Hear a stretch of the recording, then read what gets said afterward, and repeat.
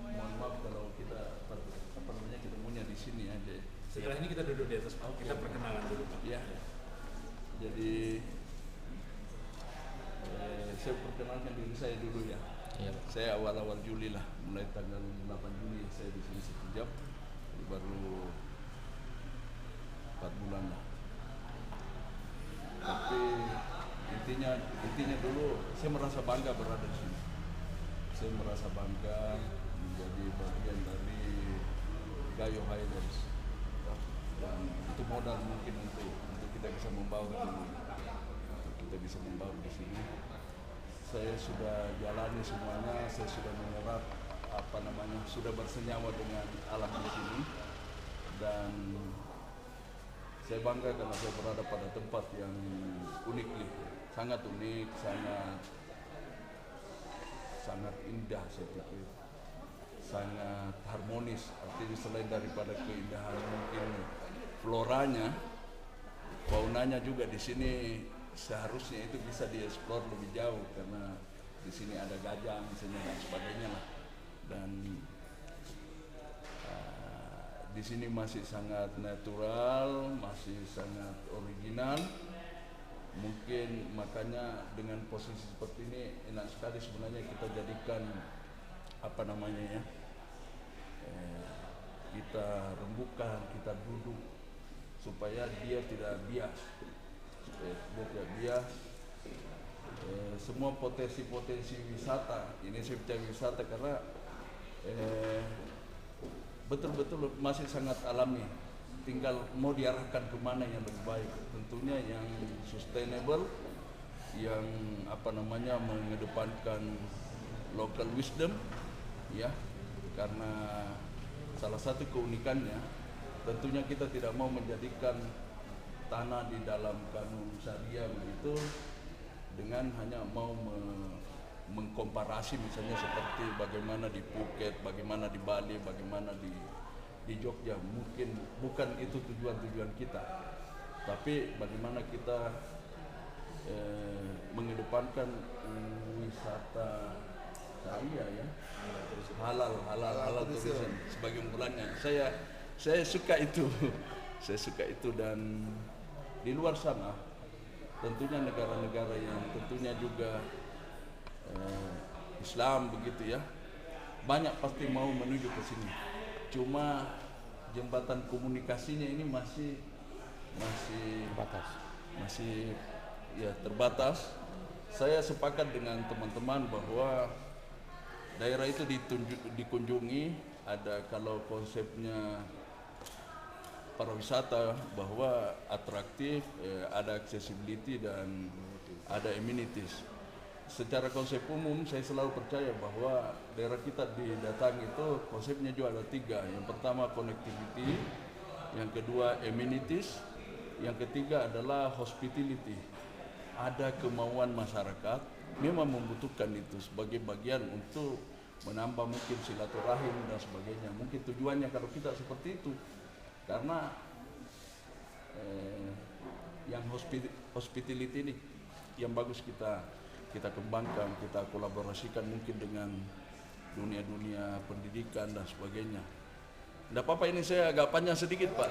Saya coba membandingkan, misalnya saya pernah misalnya ke Bali, saya tanya semua orang kok bisa menjelaskan paket-paket wisata, event-event yang ada itu dengan sama begitu. Maukah dia yang sopir, mau yang ibaratnya pekerja kebersihan dan sebagainya. Saya tanya, kok bisa seperti ini? Karena itu menjadi bagian dari silabusnya. Jadi mulai dari semua orang yang punya jasa SD itu pasti punya cerita yang sama, paket-paket apa sih yang ada di Bali begitu. Ini mengelaborasi seperti ini butuh mungkin waktu, tapi kalau kita punya konsep yang sama dari awal kita bisa bangun bahwa ini harus diketahui, sehingga secara budaya memang masyarakat suka dengan dia dikunjungi dan sebagainya. Ya, tidak ada orang yang kita temui di jalan begitu tidak memberikan misalnya senyum sapa, salam misalnya, mungkin begitu, karena dia memang sudah menjadi bagian dari culture. Mungkin itu intinya yang saya mau marilah kita berpikir yang sama dengan tujuan-tujuan yang seperti itu. Mungkin itu pendahuluannya Pak. Ya mohon maaf ya. Ya kalau ada yang salah saya mohon maaf. Semua yang benar dan semata-mata dari Allah Subhanahu wa taala. Mungkin itu Pak. Assalamualaikum warahmatullahi wabarakatuh. Waalaikumsalam. Kalau keunggulannya bandara kita nanti sambil jalan. Karena kalau saya tambahkan kalau dari sisi infrastruktur landas pacu kita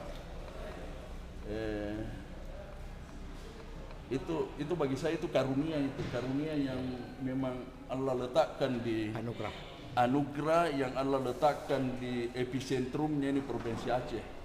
Karena coba kita misalnya jalan dari ujung Banda Aceh sampai perbatasan Medan, di sini juga di kilometer 300-an juga lebih dengan jarak mungkin lateral itu 600-an misalnya. Kalau dari Lok Somawe misalnya mungkin 100 kiloan juga di sini juga ke Malabo mungkin 100 ke Pantai Barat. Jadi saya lihat kok ini enak ini. Kita punya landas pacu yang memadai, panjangnya landasan kita ini 2250. Tapi kalau mungkin itu setara dengan panjang landasan 1800 karena kita berada pada ketinggian 1400. Ada faktor koreksi panjang landasan kalau ketinggiannya semakin tinggi. Sama misalnya perhitungan alat-alat berat juga mesin begitu. Master plan kita bandara udara kita nanti akan menjadi 2800 dan itu mungkin setara dengan 2250 sampai 2500. Artinya bisa mensupporting untuk semua pesawat-pesawat sejenis Boeing nanti kalau memang jadi sampai 2800. Walaupun sekarang mungkin masyarakat melihat kok masih ada 72, tapi itu hanya dari sisi demand. Ketika demand itu ada, kita punya infrastruktur yang sudah tidak perlu lagi diperluas, udah cukup. Jadi ini faktor demand aja. Kenapa masih ATR72? Karena demand kita mungkin masih dalam range 30 sampai misalnya 70 penumpang per hari begitu. Tapi kalau suatu ketika 100 sampai 150 maskapai itu pasti datang, semut pasti selalu mendatangi. Mungkin itu aja. Oke, kita lanjut di mana ini Pak? Atau mungkin ada yang mau ditanyakan dulu, mungkin satu sisi terkait dengan penerbangan. Kita sambil jalan boleh. Kita mungkin Pak izin Pak sambil kita lihat.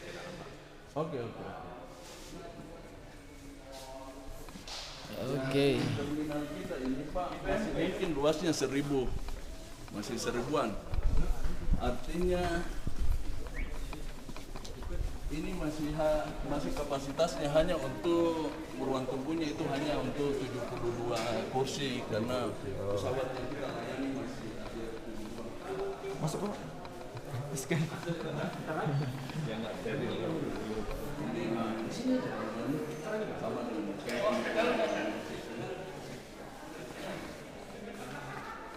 ini kalau ada misalnya mengantar ada yang itu dia pintu kedua di sini. Ini di sini masih ada VIP. dulu tapi nggak sempat masuk ya. Dari kunci kayaknya Pak. Mana sih Bu Yanti tadi? Mana gue suruh dia buka.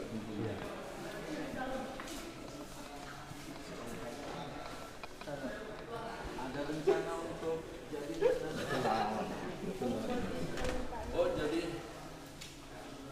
Kan juga. National Airport Indonesia itu Pak, itu bila mana ada penerbangan ke luar negeri.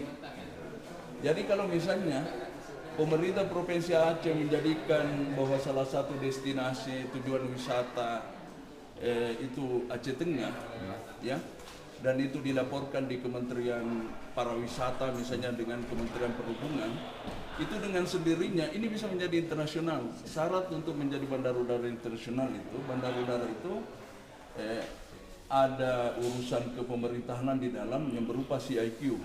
Ada custom, ada cukai, ada imigrasi, dan ada karantina hewan, kesehatan, dan tumbuhan.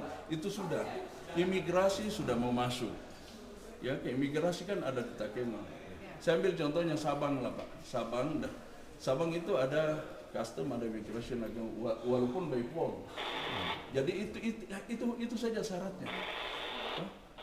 Itu saja syaratnya untuk menjadi international airport. Saya komparasi misalnya seperti Tarakan panjangnya 2250 sama dengan kita, itu penerbangannya ke Malaysia hanya 3 kali dalam seminggu, tapi dia international airport.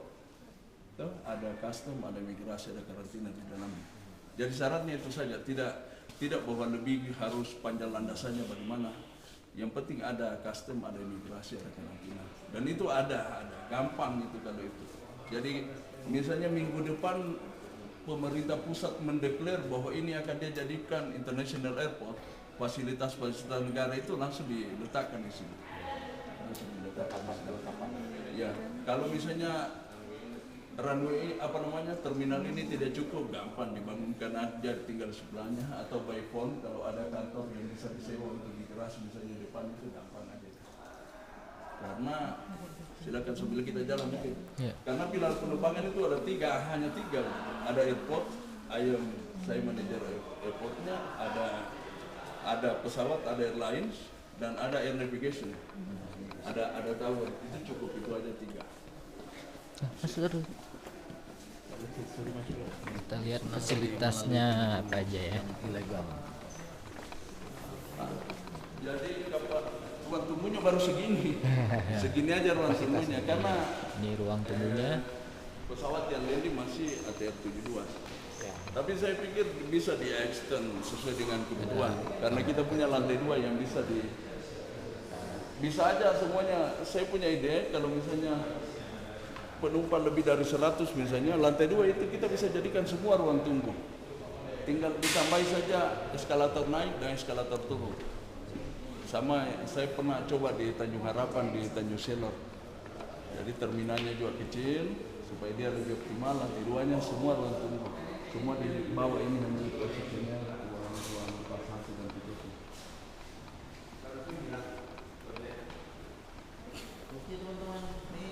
Silakan aja di. Sudah ready, kita tunggu bentar. Mana pesawat kita, Kak? Hah? Pesawat kita mana? Udah, Tis. Hah? Kalau kita tinggal kembali. Udah keluar dilepas nih. Kita mau ke sana. Kita lihat kondisi di luar. Inilah suasana di luar Bandara Rembele. Kami jurnalis di hiasan fotonya. Ya.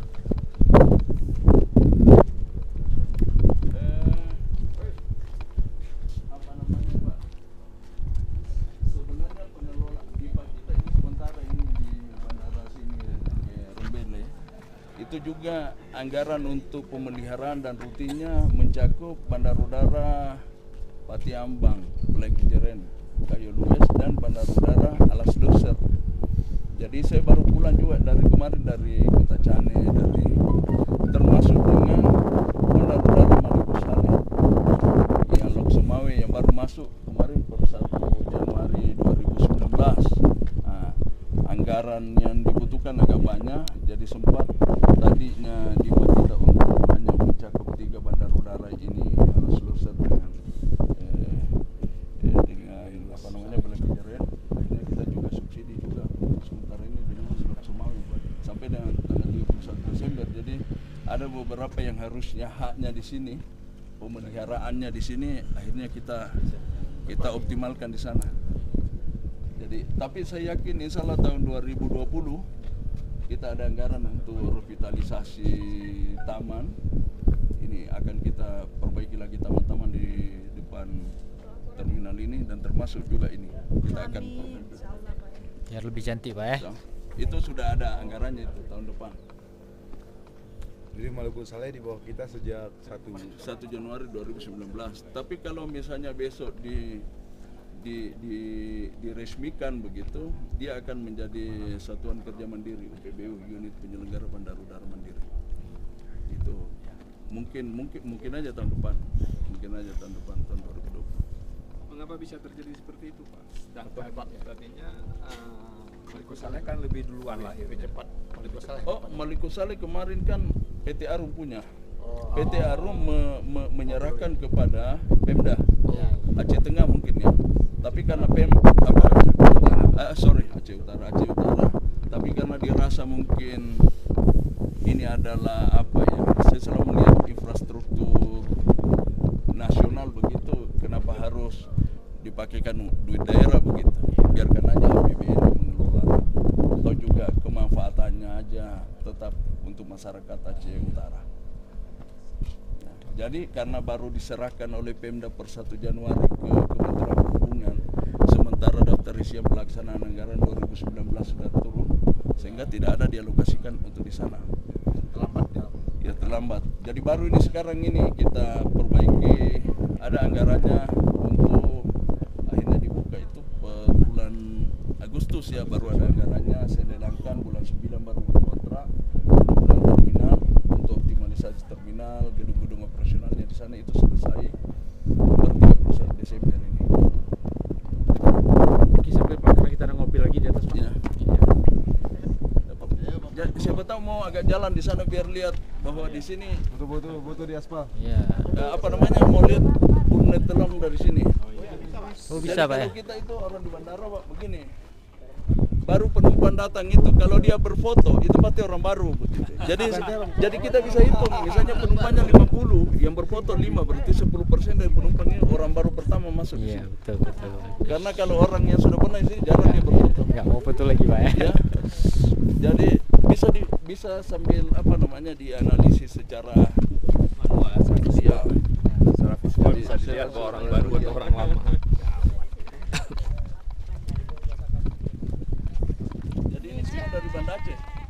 Ya, enggak. Mana? Kalau saya dari Makassar, Makassar. agak bergeser ke sana mungkin. Tapi masih tetangga lah. Oh, oke. Luas. Jadi ini ada dari Manado, ada dari mana? Ada dari Palu. Palu. Saya satu pam. Ya.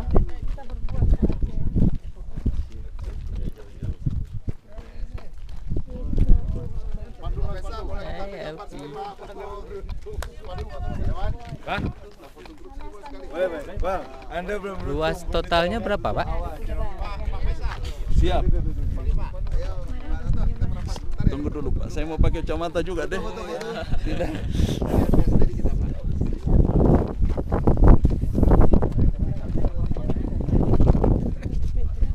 Iya. Cewek tengah. Aduh ya. Ini Pak, tengah Pak.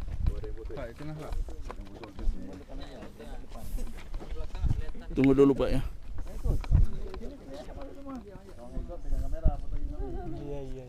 Tunggu dulu Pak ya. Boleh enggak ini ada yang pegangkan ini? Ya.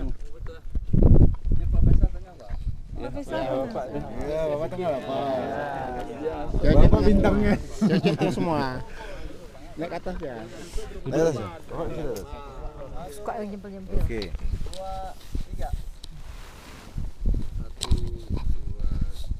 Apa sih simbolnya kalau di pariwisata misalnya kalau bebasnya apa? Terakhir.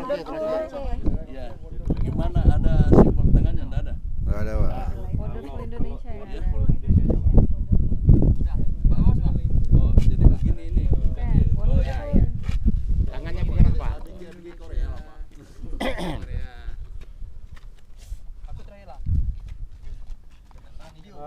Cepat. Presiden ini lagi dingin.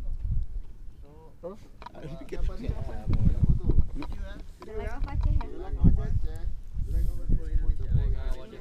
pimpin? The Light of Aceh, Wonderful Indonesia. Sekali saya. Freestyle. Jelas. Nampak jembatan saya kan? Nampak Pak? Oke. 1, 2, 3. Kasih jempolnya Pak semua.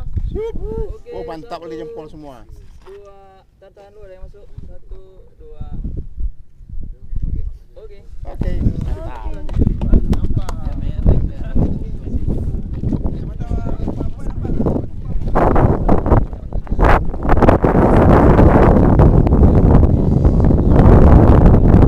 Siapa dulu yang ambil?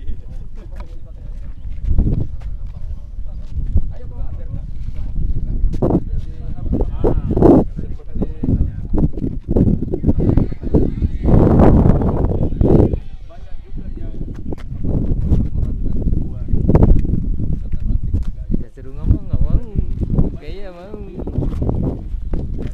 coba jadi host dulu. Tapi jadi host.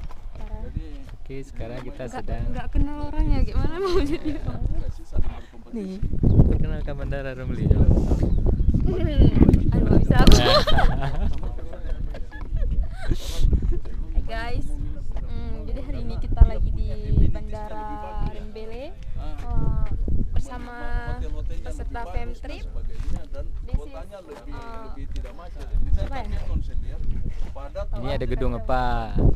Ini Sama. ya ini gedung utama. Gedung keduanya yang mana Pak? Hah?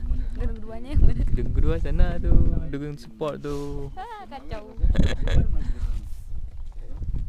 Jadi ini namanya jalan. Ini jalan nih, tembok tuh rumput. Nah, Jadi mereka juga lebih cepat. Tapi sebenarnya kendalanya kami, Mas. Siap. Sekarang kan kalau kita mau datangkan, kita orientasinya sementara ini luar negeri dulu. Siap. Kalau dalam negeri kita sudah tahu sistem. Kalau kita komparasi antara Bandara Rembele dengan Losmawi, sebetulnya kita harus lihat entry point-nya itu di mana. Kalau dia hub-nya itu dari Medan, itu akan untuk ke sini dia lebih senang ke Losmawi, karena Losmawi itu cuma 2 jam. Nah, sementara International Airport itu yang ada di Aceh itu di Banda Aceh. Nah, Banda Aceh kemari itu tidak ada opsi lain selain naik darat. Itu 7 jam 8 jam bagi sebagian orang itu full time Ya. di jalan itu Siap. Ya. jadi itu kelemahan kita. Jadi memang kalau saya melihat juga kalau Rembele sering terkendala. Maaf Pak ya, saya dulu pernah handle charter flight SMAC. Ini Bandara Rembele ini sudah berapa kali saya daratin gitu. Saya pernah ikut flight. Jadi kendalanya kalau siang